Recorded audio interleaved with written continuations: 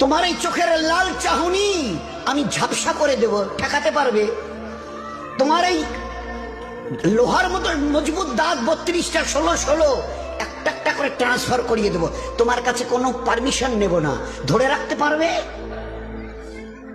এইভাবে আস্তিন গোটানো মাসল ফোলানো ধরে রাখতে পারবে তো? এরকম করবে না তো? এইভাবে এরকম হবে না তো? সামনে এসে একটা পান দিচ্ছে, এই হাত, চাচা এই হাতটা নিলেন, এই হাতটা করলেন, আরে বাবা দেখ না চিমটি কাটিতে কিচ্ছু নেই।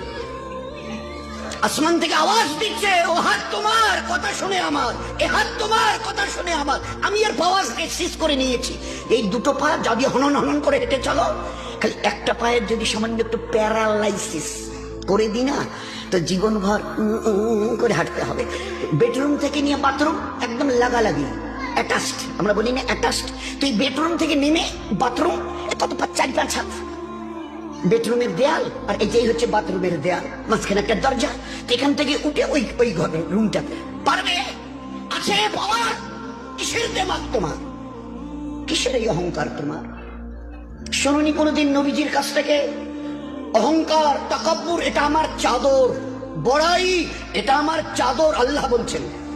আর আমার চাদর ধরে যে টান দেয় তার ঠিকানা কোথায়?